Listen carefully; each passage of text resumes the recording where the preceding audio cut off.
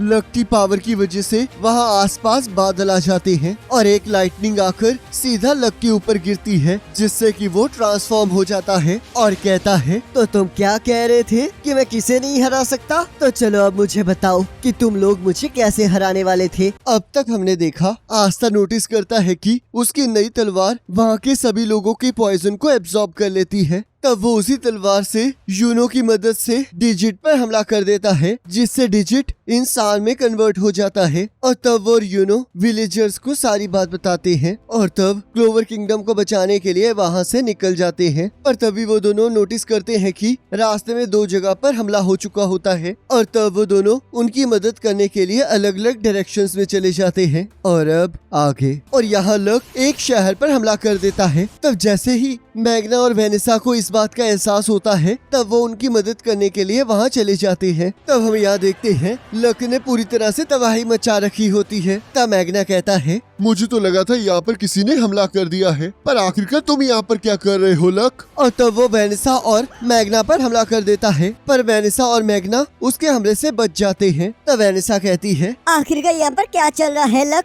लगता है तुम लोग इस बॉडी से बात कर रहे हो। मुझे ऐसा लग ही रहा था कि ये किसी से मिलना चाहता है, तो वो लोग तुम थे। पर अब इससे कोई फर्क नहीं पड़ता, क्योंकि जब तक ये रिइंकार्नेशन स्पेल एक्टिवेट है तब तक ये बॉडी मेरी है। आखिरकार तुम ये क्या बकवास कर रहे हो? ये एक फॉरबिडन मैजिक है, जिसका मतलब ये है कि किसी और ने लक की बॉडी पर कब्जा कर रखा है। क्या ये द आई ऑफ मिडनाइट सन का काम है? शायद ऐसा हो सकता है, क्योंकि ये और बाकी Royal Knights the Eye of Midnight Sun के बेस पर ही गए थे। तो इसका मतलब जो वहाँ हवा में उड़ रहा था वो इनका हाइड आउट था। लगता है इनका उन सभी को हराने का प्लान फेल हो चुका है। तुम लोगों को तो सब कुछ पता है, तो इसका मतलब तुम लोग इतने भी बेवकूफ नहीं हो जितना दिखते हो। और वैसे भी मैं तुम्हें बता दूं कि हमने उन सभी रॉयल नाइट्स को मार डाला है, तो इसलिए अगर तुम हमारे रास्ते में आओगे तो हम तुम्हें भी मार डालेंगे। और तब हम देखते हैं लक मैग्ना पर जानलेवा हमला कर देता है, पर वेनेसा की बिल्ली के कारण उसकी तकदीर बदल जाती है, जिससे मैग्ना बच जाता है। और तब मैग्ना जैसे ही लक पर हमला करने लगता है, हम देखते हैं वेनेसा की बिल्ली मैग्ना को भी रोक देती है। तब वेनेसा सोचती है, ये बिल्ली हमेशा ब्लैक बुल्स के हक में रही है, तो इसका मतलब ये लक को बचा कर रहेगी, चाहे उस पर इस टाइम किसी और का कब्जा ही क्यों न हो। तब मैग्ना वेनेसा को अपने मैजिक को बंद करने के लिए कहता है। तब वेनेसा कहती है, क्या तुम पागल हो? इसी की वजह से तुम अभी अभी लक के अटैक से बचे हो, नहीं तो अब तक मर चुके होते। और वैसे भी अगर ये फॉरबिडन स्पेल है तो असली लक उस बॉडी के अंदर ही कहीं सो रहा है। अगर ऐसी बात है तो उसके जागने का वक्त हो चुका है। और तब मैग्ना लक पर हमला कर देता है। तब लक सोचता है, ये तो बहुत सिंपल स्पेल है और मुझे नहीं लगता कि ये मुझे छू भी पाएगी। पर तभी वो नोटिस करता है कि मैग्ना का हमला गायब हो जाता है और उसे उसका मैजिक भी फील नहीं हो रहा होता। और तभी लक वहाँ से भागना शुरू कर देता है और मैग्ना का हमला उसे टच भी नहीं करता है। तब लक कहता है, इस दुनिया में कोई ऐसी स्पेल नहीं है जो कि मुझे टच कर पाए, तो जिसका मतलब तुम ह्यूमंस मुझे कभी टच नहीं कर पाओगे। तब मैग्ना फिर से लक पर हमला कर देता है। तब लक उसके हमलों को डॉज करते हुए उस पर हमला कर देता है, पर वेनेसा मैग्ना को बचा लेती है और कहती है, तुम लड़के तो सच में बहुत जल्दी गुस्से में आ जाते हो, तो लगता है मुझे ही तुम्हारा साथ देना होगा। और क्या पता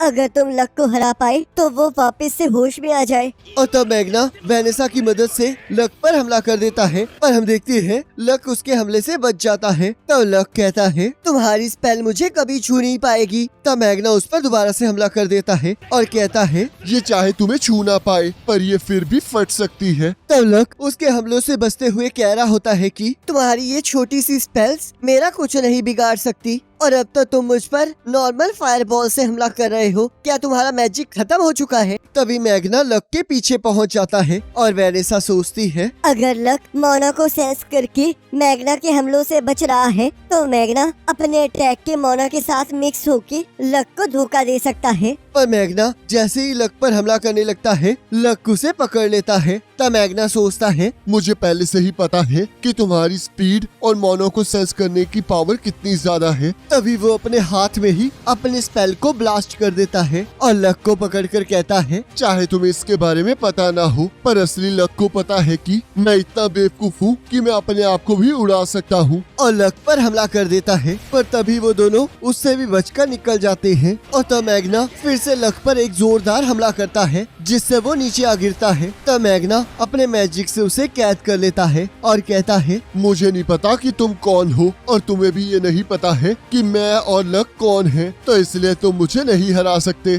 तो इसलिए अब जल्दी से मेरे दोस्त को वापस दे दो। तभी हम देखते हैं लक की पावर की वजह से वहाँ आसपास बादल आ जाते हैं और एक लाइटनिंग आकर सीधा लक के ऊपर गिरती है जिससे कि वो ट्रांसफॉर्म हो जाता है और कहता है, तो तुम क्या कह रहे थे कि मैं किसे नहीं हरा सकता? तो चलो अब मुझे बताओ कि तुम लोग मुझे कैसे हराने वाले थे। मैं तुम पे अब तब तक फायरबॉल फेंकता रहूंगा जब तक लक जाग नहीं जाता। पर तभी लक इधर उधर भागने लगता है जिससे चारों तरफ तबाही होने स्टार्ट हो जाती है। तब मैग्ना और वेनिसा उसे देख भी नहीं पा रहे होते। तब मैग्ना कहता है, मुझे पता तो है कि लक एक मॉन्स्टर है, पर ये तो कुछ अलग ही लेवल का है। पर तभी लक जैसे ही मैग्ना पर हमला करता है, हम देखते हैं वेनिसा की बिल्ली फिर से तकदीर को चेंज कर देती है जिससे कि मैग्ना बच जाता है। तब लक कहता है, लगता है ये बिल्ली तकदीर को चेंज कर सकती है, पर इससे तुम्हारा बहुत सारा मैजिक यूज हो रहा है। तो चलो फिर देखते हैं कि सबसे पहले किसका मैजिक खत्म होगा, तुम्हारा या फिर मेरा।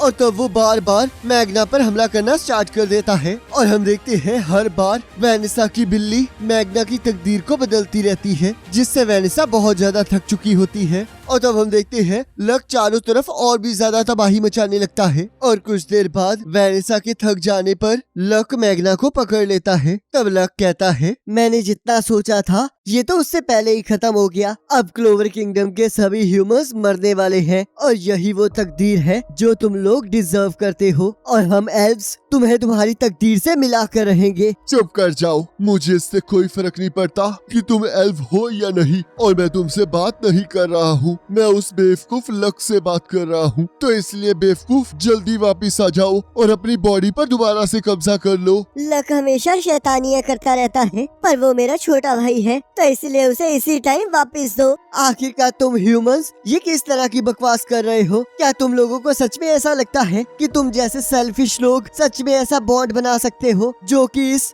रीइंकार्नेशन स्पेल को तोड़ सके? तुम लोगों को देखकर तो मुझे हंसी आ रही है और जोर जोर से हंसने लगता है। तब मैग्ना कहता है, अगर ऐसी बात है तो फिर तुम रो क्यों रहे हो? मुझे पता है लक कि तुम मुझे सुन सकते हो, तो इसलिए मैं तुम्हें बता दूं कि जब तुम वहाँ लड़ रहे थे तब मैं यहाँ पर ट्रेनिंग कर रहा था, जिस वजह से अब मैं ताकतवर हो चुका हूँ। तो इसलिए अब जल्दी बाहर आओ और मुझसे लड़ो। तब वेनिसा भी उसे थ्रेड से बांध देती है और उसे होश में आने के लिए कहती है। तब लक मैग्ना पर हमला करने लगता है, पर हम देखते हैं वेनिसा की बिल्ली आस्था को वहाँ खींच कर ले आती है जिससे मैग्ना बच जाता है। तब लक कहता है, आखिरकार तुम कौन हो? तब आस्था अपनी ब्लैक फॉर्म में कन्वर्ट होकर कहता है, हम लोग लक के दोस्त हैं। तब लक कहता है, तुम लोगों की इन बकवास बातों से मैं अब तंग आ चुका हूँ। पर रुको, तुम्हारे पास तो कोई मैजिक भी नहीं है। मुझे तो लगा ही नहीं था कि इस दुनिया में कोई ऐसा भी होगा जिसके पास कोई मैजिक भी ना हो। तब आस्था कहता है, तुमने सही कहा, पर इस दुनिया में एक ब्लैक बुल्स ही है जिन्होंने मुझे एक्सेप्ट किया है और लक भी ब्लैक बुल्स का एक पार्ट है, तो इसलिए मैं तुम्हें इसे कहीं लेकर नहीं जाने दूंगा। और तब लक बहुत स्पीड से भागने लगता है और कहता है, क्या तुम मेरी स्पीड का सामना भी कर पाओगे? पर तभी वो जैसे ही आस्था पर हमला करने लगता है, हम देखते हैं आस्था उसकी मूवमेंट्स को देख लेता है। तब लक सोचता है, ये तो इम्पॉसिबल है, कोई ह्यूमन भी मेरी स्पीड का मुकाबला नहीं कर सकता। और तब हम देखते हैं वो लोग पूरी स्पीड से इधर उधर भागने लगते हैं और अपने रास्ते में आने वाली हर एक चीज को तबाह करने लगते हैं। तब लक कहता है, आखिरकार तुम मेरा पीछा कैसे कर पा रहे हो? तब आस्था कहता है, तुम्हारी की से मुझे बहुत ज्यादा गुस्से वाली फीलिंग आ रही है और जो तलवार मैंने पकड़ी है वो पावरफुल मैजिक को ढूंढ लेती है, तो इसलिए चाहे तुम जहाँ मर्जी भाग जाओ पर मैं फिर भी तुम्हें ढूंढ लूंगा। और तब लक आस्था पर हमला कर देता है और आस्था उसके हमलों को काटते हुए आगे बढ़ने लगता है। तब लक को भी इसमें मजा आने लगता है और वो आस्था पर और भी तेजी से हमला करना स्टार्ट कर देता है। तब आस्था सोचता है, इसे तो मुझे डिटेक्ट भी नहीं करना चाहिए था, पर इसकी कॉम्बैक्ट सेंस तो सच में बहुत ज्यादा कमाल की है। और तब आस्था वेनिसा और मैग्ना को अपनी मदद करने के लिए कहता है और तब वो दोनों मिलकर लक का ध्यान भटकाने लगते हैं जिससे कि आस्था उस पर हमला कर सके, पर लक फिर भी आस्था के हमले से बच जाता है। और तब लक आस्था पर हमला कर देता है और आस्था सोचता है, मैं इस फॉर्म में ज्यादा देर नहीं रह सकता, तो मुझे जल्दी करनी होगी। तब लक आस्था से कहता है, अब तुम्हारा अंत नजदीक है इंसान। तब हम देखते हैं मैग्ना आसपास हमला करने लगता है और लक सोचता है उस लड़के के पास कोई मैजिक नहीं है, तो इस वजह से वो लोग उसे छुपाने की कोशिश कर रहे हैं। तो इसलिए अब मुझे भी अपने मैजिक को अलग अलग डायरेक्शन में भेजना होगा ताकि मैं उसकी स्वॉर्ड के जरिए उसका पता लगा सकूं। और तभी उसे एहसास होता है कि आस्था उसके सामने से हमला करने वाला है। तब लक जैसे ही आस्था पर हमला करता है, हम देखते हैं वैनिसा वैसे ही आस्था को अपनी थ्रेड से पीछे खींच लेती है और मैग्ना अपने मैजिक से उस थ्रेड को तोड़ देता है, जिससे आस्था लक के हमले से बचकर उस पर हमला कर देता है और लक को पकड़ लेता है। और हम देखते हैं जैसे ही आस्था अपनी तलवार को उसके साथ टच करवाने लगता है, तभी हम देखते हैं लक अपनी पूरी ताकत का इस्तेमाल करने लगता है और कहता है, तुम लोग मरोगे ह्यूमंस। तब वैनिसा और मैग्ना लक को पकड़ लेते हैं और अपने दोस्त को वापस आने के लिए कहने लगते हैं और इसी के साथ एपिसोड खत्म हो जाता है। अब नेक्स्ट एपिसोड का लिंक आपकी स्क्रीन पर आ रहा होगा और उस पर क्लिक करके अगले एपिसोड को देख सकते हो।